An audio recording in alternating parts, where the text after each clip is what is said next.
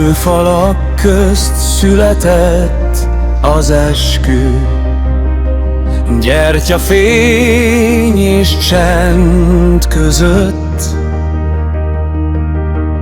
Nem kard formálta meg a lelket, hanem az, ami örök fölöttünk állt.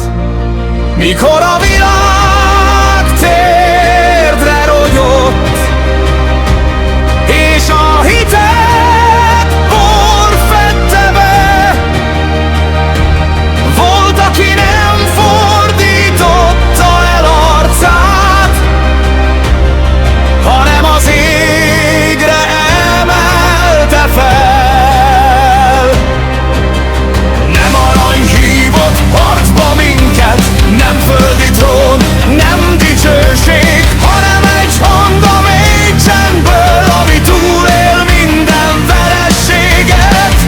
A sötétség nem kérdez, csak elvesz, amit ér, de a fény nem követel semmit, csak vár, amíg visszatérsz.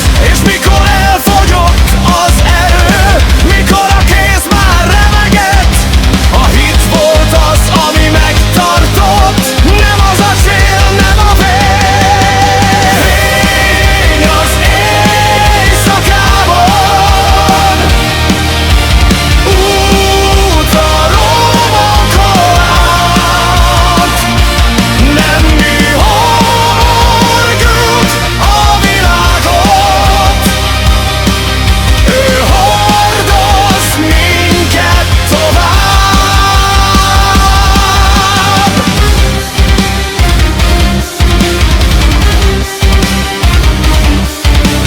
Nem egyedül lépünk előre, nem magunkért állunk itt. Minden lépés egy imádság, minden seb egy tanításig vitt. A harc nem mindig látható, nem mindig kürt szólít.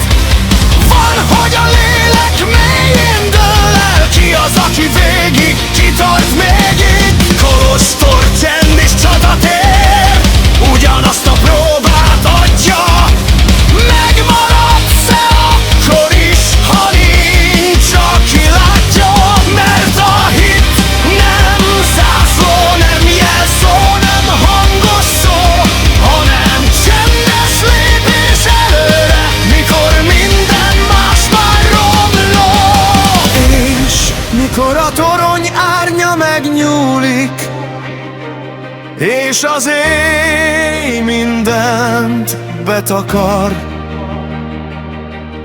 a fény nem alszik el bennünk, csak halkabban szól, de marad. Nem a kard szent, hanem a kéz, ami leteszi. Nem a győzelem tesz igazság, hanem az út, ami végig menni meri. Fény az éjszakában, út a romokon át. Nem mi hordjuk a világot, ő hordoz minket tovább.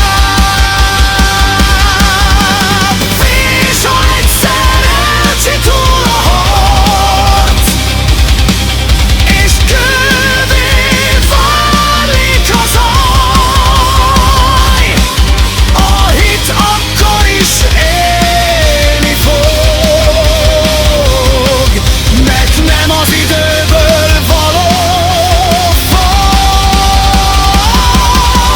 Mert amíg az nem múlik el, nem rozsdásodik, nem törik, a hit nem menekül a sötéttől, hanem világosságot szül itt. És mikor letesszük a fegyvert, Nem vereség vár ránk, hanem felismerés. Soha nem voltunk egyedül igazán. Fény az éjszakában, út minden seb.